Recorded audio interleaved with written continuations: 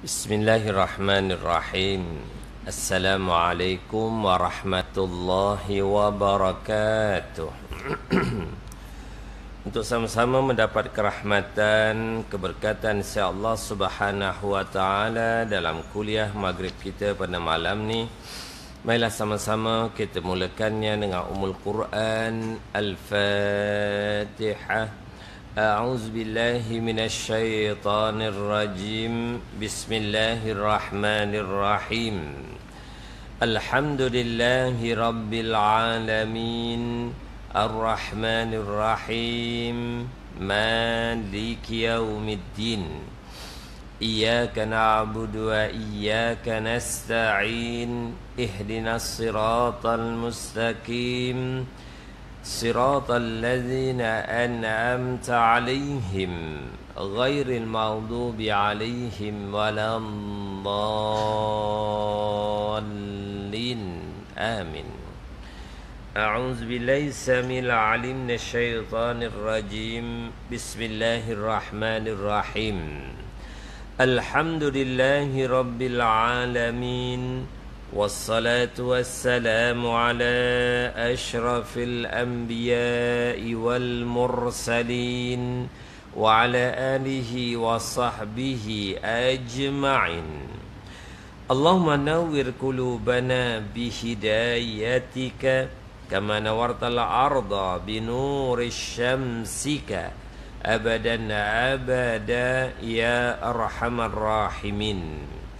اللهم فقهنا في الدين وعلمنا التأويل واهدنا صراطك المستقيم وصلى الله على سيدنا محمد وعلى آله وصحبه وبارك وسلم والحمد لله رب العالمين. Alhamdulillahi Rabbil Alamin wa bihi nasta'in wa nastaghfiruh wa na'udzu billahi min sururi anfusina wa min sayyiati a'malina may yahdihillahu fala mudilla lahu wa may yudlil fala hadiya lahu asyhadu an la ilaha illallah wahdahu la syarika lahu وأشهد أن محمدا عبده ورسوله اللهم صل على سيدنا محمد طب القلوب ودوائها وعافية الأبدان وشفائها ونور الأبصار وضيائها وعلى آله وصحبه ومن تبعهم بإحسان إلى يوم الدين بعدد علم الله وزنة عرش الله ومداد كلمات الله بحق عظمة ذاتك يا أرحم الراحمين أما بعد. Yang saya hormati kepada tuan-tuan imam, tuan-tuan Bilal, pengurusi dan barisan kepimpinan surau An-Nur ini. Seterusnya tuan-tuan haji, tuan-tuan muslimin muslimat, mukmin mukminat, sahabat-sahabat, adik-adik, anak-anak yang dirahmati Allah sekalian. Syukur alhamdulillah dengan izin Allah Subhanahu wa taala kita masih diberikan kesihatan yang sempurna, masih diberikan istiqamah, konsisten untuk melaksanakan amal ibadah kepadanya. Mudah-mudahan kita berdoa kepada Allah setiap yang kita kerjakan, yang kecil maupun yang besar, segala-galanya diterima oleh Allah Subhanahu wa taala. Perkara kebaikan itu untuk dikira sebagai amal jariah kita, sebagai persiapan persediaan kita untuk kehidupan yang kekal abadi di hari akhirat itu nanti, dan mudah-mudahan Allah terima semua amalan kita itu. Amin ya rabbal alamin. Tuan-tuan, untuk malam ni kita sambung perbincangan kita berdasarkan kitab Jauharut Tauhid, Permata Ilmu Tauhid. InsyaAllah kita masih lagi membicarakan perkara yang berkaitan dengan amalan-amalan yang menjadi rukun Islam serta perbahasan berkaitan dengannya. Ya tuan-tuan yang rahmati Allah, kata pengarang dalam bait syairnya, mislu hadzal hajj was salah kaza siyamu qadirin waz zakatu. Maksudnya seumpama amalan itu adalah haji dan solat, demikian juga puasa dan zakat, maka ketahuilah, ya tuan-tuan hati Allah Subhanahu wa taala, ini perkara yang dibahaskan oleh pengarang penyusun kitab ini berkaitan dengan rukun Islam yang 5. Cuma disebutkan di dalam perkara ini 4 perkara, manakala yang berkaitan dengan syahadah telah kita sentuh dalam tajuk yang sebelum ini. Ya tuan-tuan, insya-Allah pada malam ni kita akan sambung di halaman 93. Ya, sebagaimana yang telah pun kita bincangkan sebanyak 2 kali sebelum ini, walaupun bait syair itu memulakan dengan haji, bukanlah nak menggambarkan keadaan bahawa rukun iman yang kedua itu sebagai haji, tetapi ini adalah untuk memenuhi syarat-syarat dalam perbahasan membina arud ataupun syair yang ada, maka ia nak menyamakan mizannya, timbangannya ataupun skemanya, maka ia memulakan dengan penyataan haji terlebih dahulu, baru diikuti dengan solat dan diikuti dengan puasa dan zakat. Ya, apapun telah pun kita ikuti pada siri yang sebelum ini berkaitan dengan ibadat haji dan melaksanakan tanggungjawab solat sebagai tiang agama. Ya tuan-tuan nanti Allah Subhanahu wa taala, sekiranya tiang agama itu dijaga dengan sempurna, insya-Allah umat Islam yang telah pun melaksanakan kesempurnaan solatnya itu pasti akan dapat menyempurnakan amal ibadat yang lain yang menjadi tanggungjawab fardu ataupun secara individu. Setiap individu wajib menunaikan ibadat-ibadat khusus yang terkandung di dalam rukun Islam berkenaan. Ya tuan-tuan, di halaman 93 perenggan yang kedua, perkataan musannif pengarang dengan menggunakan perkataan kazasiyamu, yang berarti bahawa puasa adalah seperti haji dan solat dalam hal keadaannya sebagai perumpamaan bagi amalan. Ya tuan-tuan yang dirahmati Allah Subhanahu wa taala, kalaulah puasa kalaulah solat ada ketetapan masanya yang telah pun ditentukan oleh syarak, kewajipan 5 waktu sehari semalam yang telah pun ditetapkan masa wajib dipatuhi untuk menjadikan ibadat solat itu diterima di sisi Allah Subhanahu wa taala yang memenuhi rukun dan syarat-syaratnya. Begitulah bagi orang yang nak menunaikan haji, maka ia tertentu pada waktu dan detiknya. Sebab tu dalam Al-Quran suratul Baqarah Allah menegaskan al-hajju ashhurum ma'luman. Ibadat haji itu pada bulan yang telah tertentu, bermula Syawal sampailah Zulhijjah, itulah bulan untuk menunaikan ibadat haji. Begitulah untuk melaksanakan ibadat puasa yang wajib di dalam ajaran Nabi sallallahu alaihi wasallam yang difardukan sebulan dalam bulan Ramadan sahaja. Sebagaimana juga dalam Al-Quran surah Al-Baqarah ayat 173 itu Allah memberikan penegaskan yang kita sedia maklum ayat itu, ya ayyuhallazina amanu kutiba alaikumusiyam kama kutiba alal ladzina min qablikum la'allakum tattaqun. Wahai orang-orang yang beriman, difardukan ke atas kamu untuk melaksanakan ibadat puasa sebagaimana yang difardukan ke atas umat yang terdahulu daripada kamu.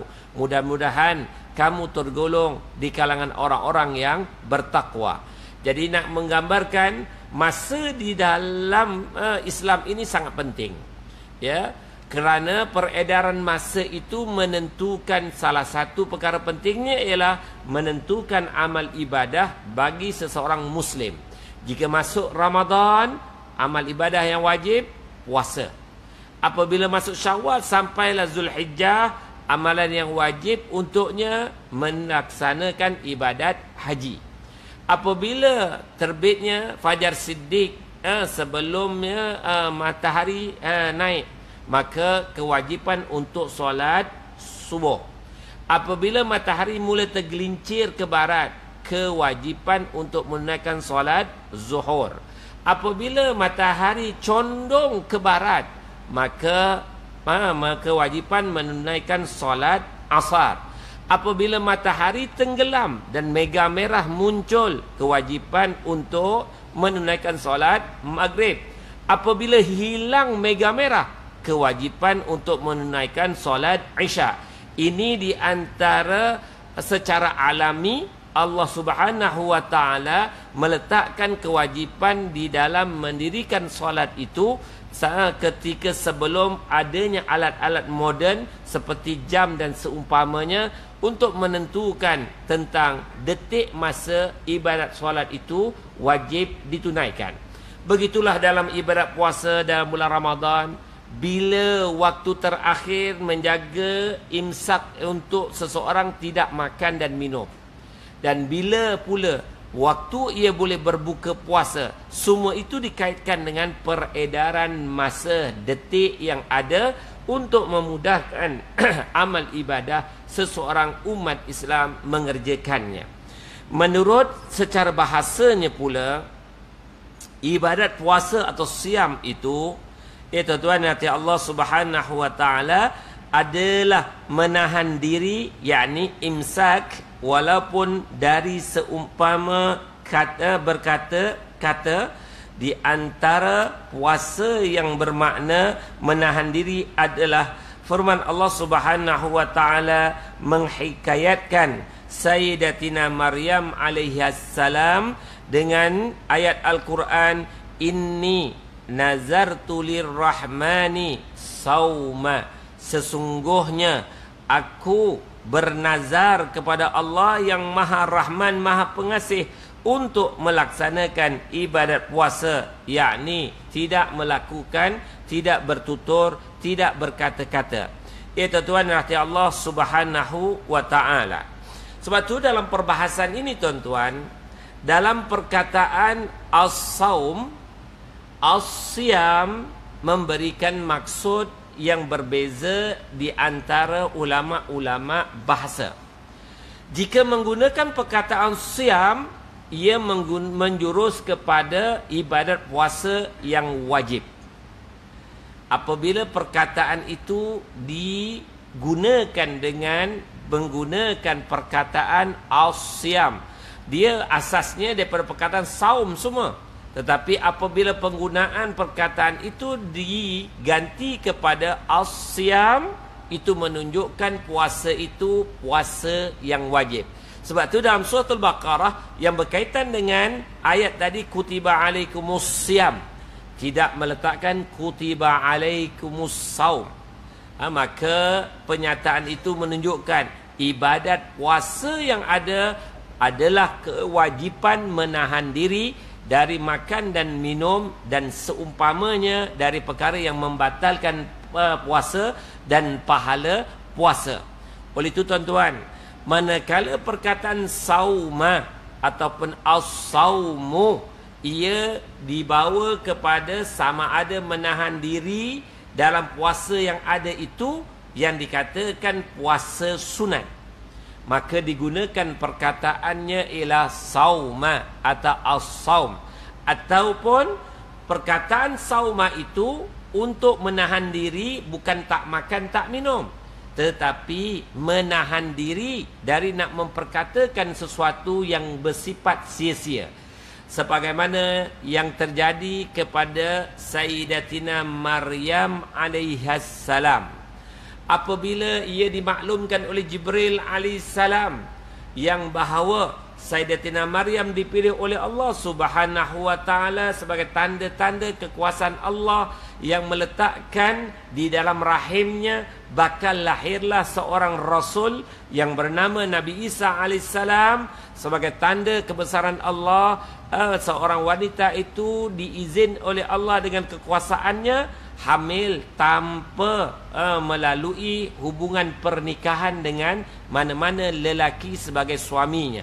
Tuan-tuan dan Allah Subhanahu wa taala bagi memberikan gambaran tanda syukur atas pilihan Allah, lantas Sayyidatina Maryam pun bernazar, berjanji takkan bercakap yang sia-sia, maka ia akan berpuasa dan mengisi masanya semata-mata dengan memperbanyakkan zikir. Oleh itu, puasa dalam perkataan yang ada ini membawa maksud menahan diri dari bercakap yang sia-sia. Pernyataan ini juga Allah sebutkan dalam surah Maryam berkaitan dengan Nabi Allah Zakaria alaihi salam. Nabi Allah Zakaria alaihi salam apabila berdoa kepada Allah Subhanahu wa taala yang menyatakan kebimbangan baginda, umur yang semakin lanjut, dan isteri baginda yang dalam keadaan dikatakan mandul. Lantas kebimbangan Nabi Allah Zakaria ialah siapa yang nak menyambung perjuangan menyampai membawa ajaran kebenaran, ajaran yang mengisahkan Allah ini kepada orang-orang Bani Israel. Lantas dalam menggambarkan rasa rendah diri, menyatakan kepada Allah, ya Allah, umurku yang semakin lanjut dan ubanku yang semakin penuh di kepalaku, manakala isteriku yang mandul, bagaimana untuk aku merasakan kegembiraan kerana kebimbangan aku adalah siapa yang akan menyambung perjuangan menyampaikan risalah Islam kepada masyarakat Bani Israel pada waktu itu. Lantas Allah Subhanahu wa taala mengkhabarkan khabar gembira kepada Nabi Allah Zakaria alaihissalam. Perkhabarannya ialah bahawa isteri baginda adalah wanita yang Allah takdirkan hamil ketika umur yang lanjut pada waktu itu. Lantas Nabi Allah Zakaria alaihissalam bertanya kepada Allah Subhanahu wa taala, apa bukti tentang hal keadaan itu? Apabila Allah Subhanahu wa taala menegaskan tentang kehamilan isteri baginda, apabila Nabi Allah Zakaria alaihissalam mengesahkan hal keadaan itu, lantas Nabi Zakaria alaihissalam juga bersumpah dan Allah meletakkan syarat kepadanya dalam melakukan nazarnya itu untuk tidak bercakap-cakap, tidak berkata-kata dengan umatnya, dengan masyarakat dan keluarganya selama 3 hari. Tak berkata-kata, tak bercakap-cakap, kecuali mengasingkan diri dan memperbanyakkan zikir, bermunajat kepada Allah Subhanahu wa taala. Menunjukkan bahawa perkataan saum juga membawa maksud bukan menahan diri dari makan dan minum, juga membawa maksud menahan diri dari berkata-kata ataupun memperkatakan sesuatu. Sebaliknya, hendaklah ia hanya memperbanyakkan zikir, memperbanyakkan ingatannya kepada kebesaran keagungan Allah Subhanahu wa taala. Ada di kalangan mufassir menegaskan, ketika Nabi Zakaria alaihissalam ingin memperkatakan sesuatu kepada keluarganya, Allah takdirkan lisannya tak mampu untuk berkata-kata, kelu untuk berkata-kata. Namun apabila ia menyebut membesarkan Allah, lisannya fasih, sebagaimana seperti biasa ia boleh menyebut kalimah-kalimah yang ada. Nak menunjukkan apabila Allah telah meletakkan tanda kehamilan isterinya itu dan ia bersumpah untuk melakukan nazar, Allah meletakkan syarat dengan ia melaksanakan ibadat puasa, maka puasa yang ada itu ialah tidak memperkatakan sesuatu dengan menggunakan lisannya, kecuali hanya digunakan untuk memperbanyakkan zikir kepada Allah Subhanahu wa taala. Justru itu tuan-tuan, adalah sesuatu perkara yang sangat dituntut. Ketika kita sedang melaksanakan ibadat puasa, jika kita nak mencapai darjat puasa orang-orang khawas atau khawasul khawas, antara perkara yang sangat penting dijaga apabila kita melaksanakan ibadat puasa itu, jagalah pertuturan kita. Jangan memperkatakan sesuatu yang boleh membatalkan pahala puasa masing-masing. Ramadan yang lalu dan beberapa siri Ramadan sebelum ini telah kita sentuh. Khamsatun yuftirna saim, al-ghibah, wal-kazibah, wal-namimah, wal-nazrah, wal-yaminul kazibah. Sekadar nak ulangan saja tuan-tuan. Sebagaimana yang nak tegaskan, antara benda besar dalam ibadat puasa, jaga pertuturan. Sebab tu 5 perkara yang membatalkan pahala puasa itu, 4 dari 5 itu berpunca dari mulut.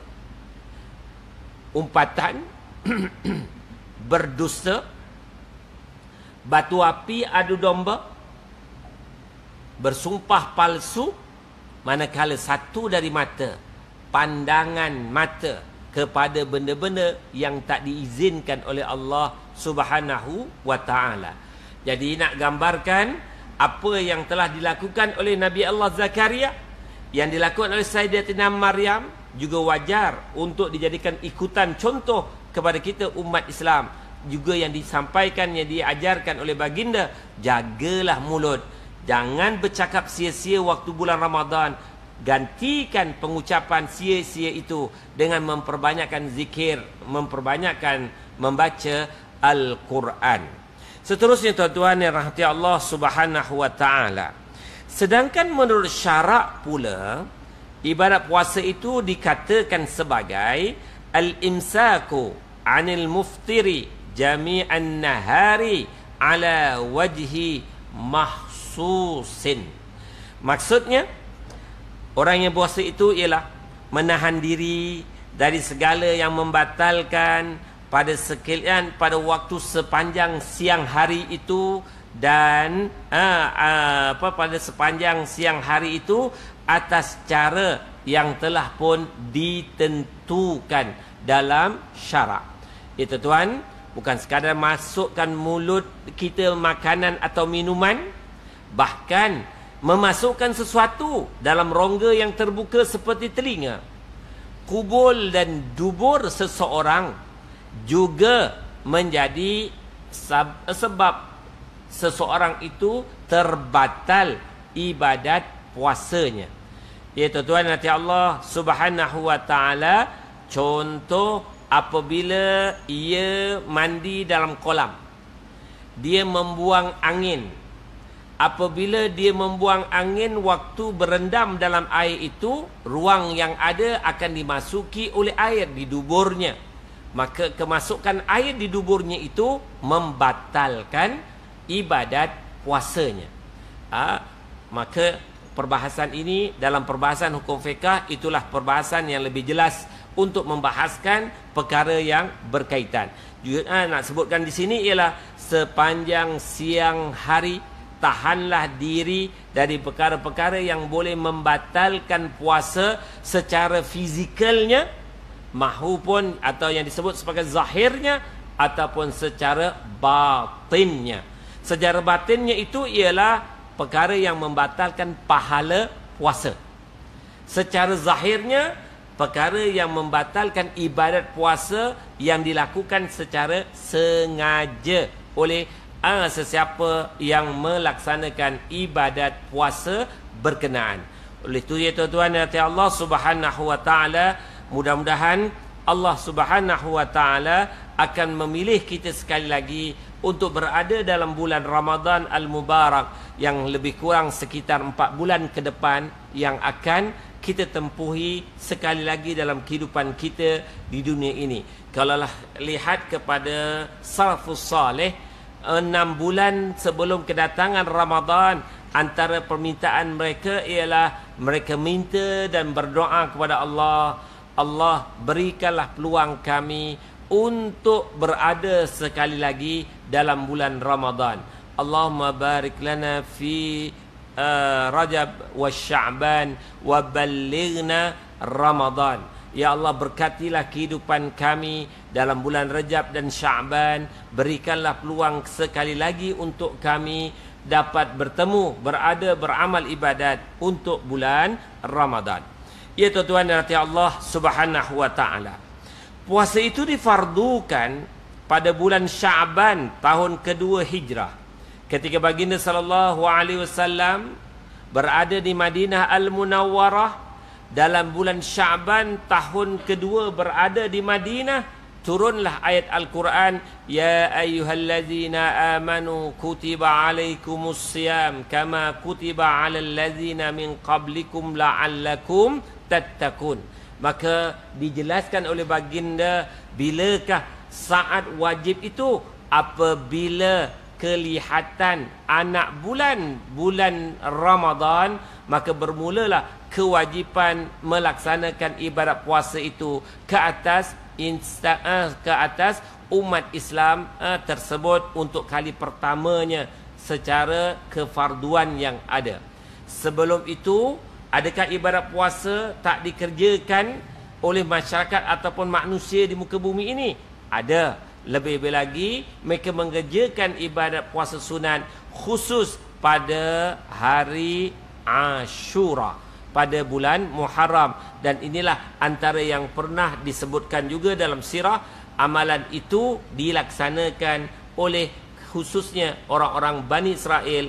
Lantas disebutkan oleh baginda sallallahu alaihi wasallam, orang yang paling layak untuk mengamalkan puasa bulan Muharram Ashura itu adalah umat baginda sallallahu alaihi wasallam yang beriman kepada Allah dan syariat baginda sallallahu alaihi wasallam. Ya tuan-tuan yang dirahmati Allah, mengenai ada atau tidaknya puasa yang wajib atas Nabi sallallahu alaihi wasallam sebelum itu difardukan, terdapat dua pendapat. Jadi sebelum bulan Sya'ban yang mewajibkan ibadat puasa Ramadan itu, adakah sebelum itu tidak ada ibadat puasa atau tiada kefarduan puasa? Di sini pengarang menegaskan ada dua pendapat, dua kaul. Menurut kaul yang pertama mengatakan ada. Timbul pula beberapa pendapat. Ada yang mengatakan puasa Ashura. Ada yang mengatakan puasa 3 hari setiap bulan. Dan ada yang mengatakan puasa 3 hari setiap bulan dan puasa Ashura. Itu yang ditegaskan sebagai yang dikatakan puasa yang difardukan kepada baginda sebelum turunnya Al-Quran yang mewajibkan ibadat puasa sebulan dalam bulan Ramadan. Nak menegaskan bahawa ada puasa yang dilaksanakan oleh baginda 3 hari setiap bulan, yang lazimnya baginda kerjakan itu pada hari ke-13, 14 dan 15 ikut takwim bulan Qamariyah, yang disebutkan juga sebagai hari putih, ya, yang disebutkan sebagai hari putih untuk amalan puasa bagi orang-orang yang nak mengerjakan setiap bulan melaksanakan ibadat puasa berkenaan.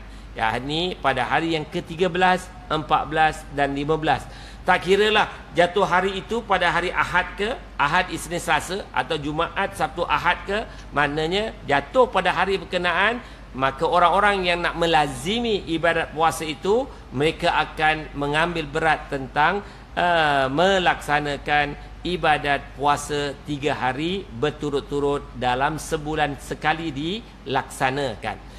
Kajian sains, apabila seseorang itu rajin melaksanakan 3 hari berturut-turut untuk berpuasa, ia memberi kekuatan untuk antibodi dalam tubuhnya. Secara fitrah semula jadi, Allah akan mengeluarkan enzim-enzim bagi kekuatan tubuhnya melawan menghadapi apa jua penyakit, melalui kekuatan di sebalik ibadat puasa berkenaan. Inilah antara hikmah di sebalik ibadat puasa itu 3 hari dalam sebulan. Sebab itulah tuan-tuan yang rahmati Allah, kalaulah baginda sallallahu alaihi wasallam bukan saja 3 hari dan sebulan, bahkan baginda sallallahu alaihi wasallam juga dikatakan mengambil berat puasa setiap hari Isnin. Salah satu di antara yang pernah diungkapkan oleh baginda, berpuasa hari Isnin itu sebagai merayakan, meraihkan, mensyukuri hari Isnin itulah hari kelahiran baginda sallallahu alaihi wasallam. Ya tuan, baginda merayakan, meraihkan kelahirannya setiap minggu. Beza kita hanya setahun sekali, tapi baginda meraihkannya setiap minggu, setiap hari Isnin. Baginda merayakannya dengan berpuasa. Kita setahun sekali meraihkannya dengan potong kek makan. Itulah beza antara perkara yang diajarkan oleh baginda dengan apa yang kita jadikan budaya masyarakat kita. Nak tegaskan, adakah potong kek itu salah? Tak. Cuma nak sebut Rasulullah merayakan seminggu sekali dengan berpuasa. Kita setahun sekali tapi dengan makan-makan. Itu nak katakan apa yang dilakukan oleh Rasulullah itu tidak sebagaimana yang kita jadikan budaya masyarakat kita. Namun dari sudut hukum secara umum, tidak ada kesalahan untuk merayakan kelahiran kita setahun sekali dengan cara berkenaan selagi mematuhi syarat-syarat dan syarak yang ada, selagi itu tak ada kesalahan. Jadi kalaulah kita nak melakukan sebagaimana yang Rasulullah SAW lakukan, kalau kita kebetulan lahir hari Senin, kita puasa hari Senin, dapatlah amalan sunat yang Rasulullah buat itu. Dalam masa yang sama, kita rayakan juga hari kelahiran kita. Kalau hari kelahiran kita hari Ahad, kita raikan dengan puasa. Isnin pula kita raikan kelahiran Rasulullah, maka makin hebatlah nak menunjukkan sangat-sangat prihatin kita untuk kita dan untuk Rasul. Kita merayakan kelahiran tentang hari yang berkenaan meraya dan meraihkan kelahiran kita sendiri dan baginda sallallahu alaihi wasallam. Tuan-tuan yang rahmati Allah Subhanahu wa taala. Seterusnya, pandangan berikut tentang adakah ibadat puasa itu menjadi kefarduan sebelum ayat suratul Baqarah itu diturunkan. Pendapat yang kedua menyatakan, dan perlu diketahui bahawa Nabi sallallahu alaihi wasallam telah berpuasa 9 kali Ramadan dan tidak ada yang sempurna bulan itu bagi baginda kecuali satu sahaja menurut qaul yang mu'tamad. Maknanya sejak kerasulan baginda sallallahu alaihi wasallam, setiap datangnya Ramadan, baginda melazimi untuk menahan diri dari makan dan minum. Sebelum kefarduannya Allah turunkan, maka Rasul sallallahu alaihi wasallam telah pun melazimkan diri baginda memperbanyakkan ibadat puasa dalam bulan Ramadan berkenaan. Hal keadaan ini nak menggambarkan juga sebagaimana ketika baginda sallallahu alaihi wasallam solat menghadap ke Masjidil Aqsa.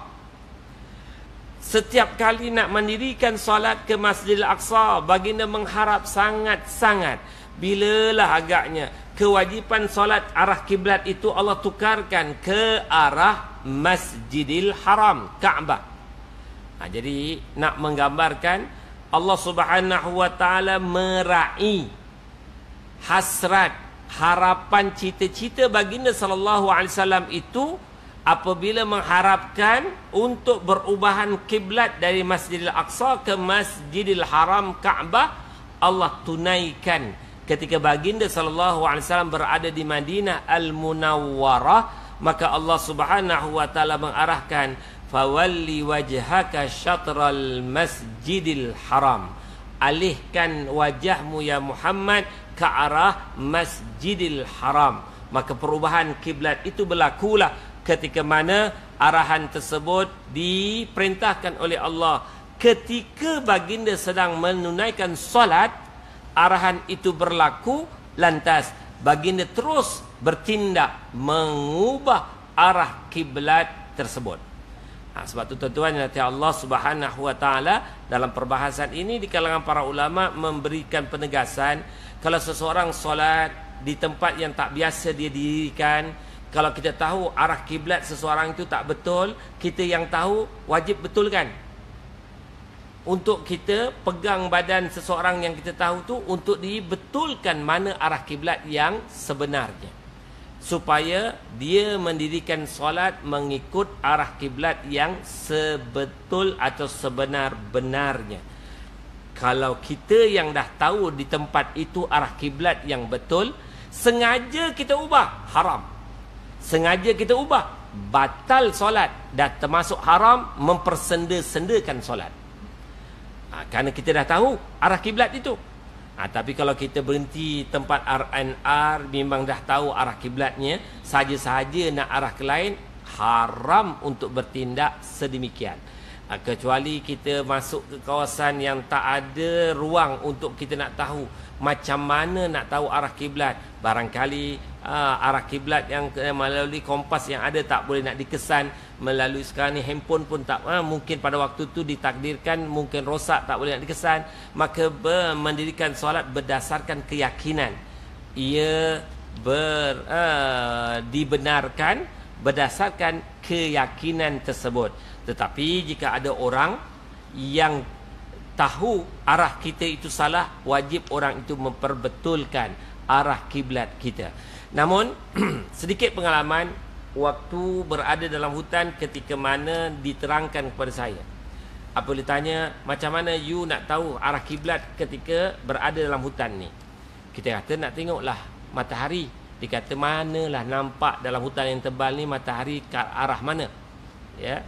Jadi sedikit pengalaman itu mengajar saya, sekurang-kurangnya kalau tak tepat 100%, dia ke arah yang menghampiri arah kiblat itu.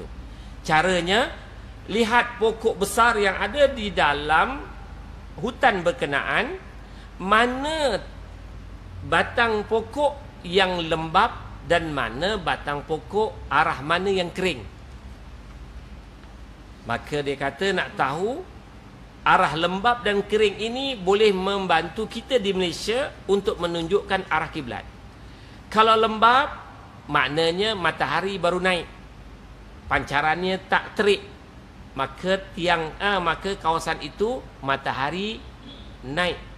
Tapi kalau lah batang pokok itu arah yang ada tu kering, matahari dalam condong dan keadaannya tengah hari dan petang panas, menyebabkan batangnya kering. Maka itulah menjadi penunjuk untuk membantu arah di mana arah kiblat kita. Saya kata, terima kasih banyak, dapat ilmu baru untuk kalau saya berada di dalam hutan, sekurang-kurangnya kalau tak ada alat, kita dapat melihat di mana arah kiblat yang tak tepat pun menghampiri. Kita bagi ruang untuk azan terlebih dahulu.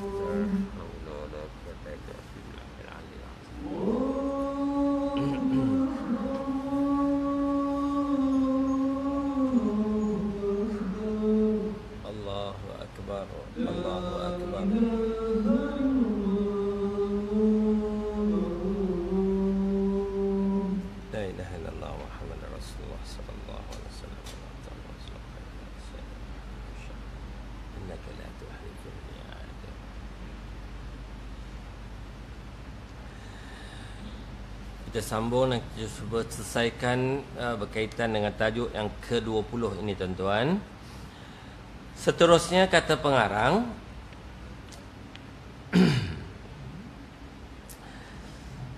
dan perlu diketahui bahawa Nabi SAW telah berpuasa 9 kali Ramadan dan tidak ada yang sempurna bulan Ramadan bagi baginda kecuali satu sahaja menurut qaul yang mu'tamad. Syekh Damiri berkata kecuali 2 dan yang lain berkata kecuali 5. Ini pendapat pandangan yang menyatakan tentang sempurna sebulan puasa baginda sallallahu alaihi wasallam sebelum kewajipan itu. Ada yang menyatakan sekali, ada yang menyatakan 2 kali, ada yang menyatakan 5 kali sebelum kefarduan itu berlaku, ya. Seterusnya, sedangkan zakat menurut bahasa adalah penyucian, pujian dan pertumbuhan. Ya tuan-tuan, nanti Allah Subhanahu wa taala, sebab itulah di dalam ibarat zakat itu nak membersihkan harta benda yang dicari oleh seseorang dengan cara mengeluarkan zakat, sama ada dalam istilah zakat yang sunat ataupun yang wajib. Kalau yang sunat sedekahlah, tabarruk. Manakala yang wajib itu sekali setahun untuk kewajipan yang memenuhi timbangan dan sukatannya. Namun biasa istilah yang kita guna apabila sebut zakat, itulah yang wajib setahun sekali kita kerjakan. Manakala yang sunat kita tak sebut zakat sunat, terbaliknya kita sebut dengan sedekah, tabarruk, infak dan seumpamanya. Itu istilah yang kita dah masyhurkan begitu. Seterusnya, dan menurut syarak ialah ikhraj juz'in minal mali ala wajhi makhsusin, yakni mengeluarkan sebahagian dari harta atas cara yang tertentu. Jadi dalam perbahasan fiqah dibahaskan secara mendetail. Ada dalam bentuk harta, dalam bentuk wang ringgit, dalam bentuk makanan ruji, dalam bentuk emas, perak, maka dalam bentuk emas, semua perkara-perkara itu dibahaskan dalam lebih terperinci dalam bab fiqah berkaitan dengan kewajipan mengeluarkan zakat setahun sekali bagi mereka yang diberikan oleh Allah rezeki masing-masing, ya, dalam bentuk wang ringgit, dalam bentuk harta benda, dalam bentuk perniagaan, emas, dalam bentuk harta karun, dalam bentuk haiwan ternakan, yang itu dibahaskan secara mendetail cara bagaimana syarat-syarat yang wajib dipatuhi. Apabila memenuhi syarat-syarat itu wajib dikeluarkan zakat berkenaan. Ya tuan-tuan, nanti Allah Subhanahu wa taala, jadi apabila dah mencukupi tempoh masanya dan tak dikeluarkan, itulah yang dikatakan orang-orang yang bakhil itu menunjukkan hatinya kotor, hatinya tak suci, tak bersih. Maka adalah di dalam dirinya sifat-sifat kebakhilan berkenaan. Mudah-mudahan Allah Subhanahu wa taala apabila mengurniakan kesedaran kepada kita untuk mengeluarkan harta dalam bentuk zakat ataupun infak, maka kita lakukan. Salah satu tujuannya ialah untuk membersihkan hati, membersihkan jiwa. Jiwa yang bersih dari hati yang bersih, dia akan melahirkan perkara-perkara kebaikan. Daripada dalam yang bersih ni tuan-tuan, dia akan melahirkan yang lahir, yang berlaku di zahir kita ke arah benda-benda yang bersih. Kalau kat dalam ni bersih, kawan-kawan kita pun orang-orang yang baik-baik. Kalau yang kat dalam ni bersih, masyarakat kita pun akan kita cenderung ke arah masyarakat yang baik-baik. Kalau yang kat dalam ni bersih, kita nak pilih siapa pun benda yang baik-baik, yang elok. Itu ada kesan dari dalam yang bersih bawa sampai kepada di luar amalan yang dan tindak tanduk yang berlaku dalam kehidupan kita. Sebab tu zakat atau sedekah itu bukan hanya semata-mata hanya pembersihan kepada harta itu saja, tetapi ia memberi kesan juga amalan-amalan yang ada kaitan dengan kebersihan hati itu kepada amalan-amalan zahir dalam setiap tindak tanduk kehidupan manusia berkenaan. Seterusnya tuan-tuan, ada juga pengertiannya yang lain, yakni ismun limali makhsusin yu'akhazu min malin makhsus ala wajhi makhsus yusrafu li ta'ifi makhsus. Satu nama bagi harta yang tertentu yang diambil dari harta tertentu berdasarkan cara yang tertentu yang diserahkan kepada kelompok yang tertentu. Itulah maksud syarak pelaksanaan ibadat zakat itu diwajibkan. Jangan menjadi seperti Abdullah Allahumma salli ala Muhammad, bukan Abdullah bin Sahlul,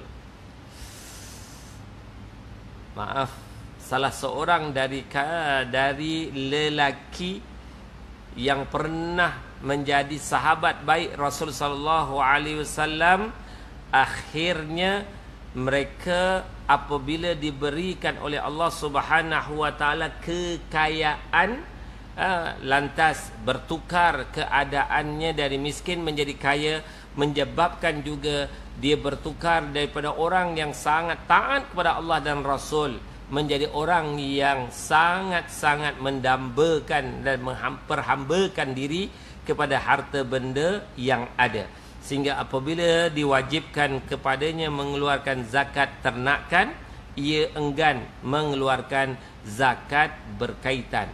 Wa yazubillah, jangan mengulangi kesilapan apa yang pernah berlaku kepada salah seorang di antara lelaki yang pernah hidup di zaman baginda sallallahu alaihi wasallam tersebut. Ya, zakat difardukan pada tahun yang ketiga hijrah sesudah zakat fitrah. Ya, zakat fitrah wajib dikeluarkan sebelum mendirikan solat sunat hari raya, dan bagi mereka yang hidup pada bulan Ramadan walau sebentar dan sempat hidup dalam bulan Syawal, maka wajib dikeluarkan zakat fitrah kepadanya. Maksud hidup walau sebentar bulan Ramadan ialah kelahiran seorang bayi. Dia lahir sebelum azan maghrib, dia hidup sehingga malam 1 Syawal, ditakdirkan tengah malam Allah takdirkan meninggal dunia. Wajib tak si ayah mengeluarkan zakat fitrah untuknya? Wajib, sebab dia sempat hidup dalam bulan Ramadan dan dalam Syawal. Jadi kalaulah dia lahir katakanlah Zuhur, meninggal dunia sebelum azan maghrib, maka tak wajib dikeluarkan zakat fitrah untuknya. Ini dalam perbahasan yang berkaitan dengan hukum zakat fitrah pula, dalam secara terperinci dalam bab fiqh membahaskan isu itu. Ya, tuan-tuan, pendapat lain mengatakan pada tahun keempat zakat ini diwajibkan, dan yang lain juga mengatakan bahawa zakat itu diwajibkan sebelum berlakunya hijrah. Apapun dalam perbahasan ini, yang penting adalah nak katakan hukum Islam itu wajib pada setiap seindividu melaksanakannya secara individu yang telah pun menjadi hukum fardi kepadanya, maka wajib ditunaikan rukun Islam keseluruhannya oleh setiap individu Islam yang memenuhi syarat-syarat dan rukun-rukunnya. Sekadar ini untuk malam ini. Yang baik datangnya dari Allah Subhanahu wa taala. Segala kelemahan, kekurangan datang dari saya mohon keampunan kepada Allah. Kemaafan tuan-tuan sehingga terkasar bahasa, terlanjur kata. Jika ada perbincangan tuan-tuan, kalau saya boleh bagi respon dengan izin Allah, saya cuba. Kalau tak mampu, mohon tangguh, minta maaf banyak. Wallahu a'lam.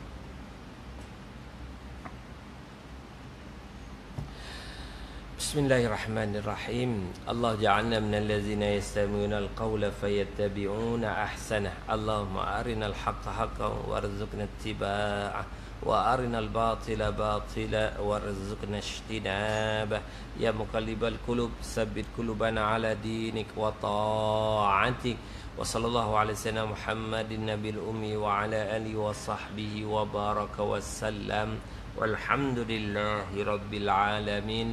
Subhanakallahumma wa bihamdik asyhadu an la ilaha illa anta astaghfiruka wa atubu ilaik. Bismillahirrahmanirrahim. Wal 'asr innal insana lafi khusr illa allazina amanu wa 'amilus shalihat wa tawassaw bil haqqi wa tawassaw bis sabr. Assalamualaikum warahmatullahi wabarakatuh.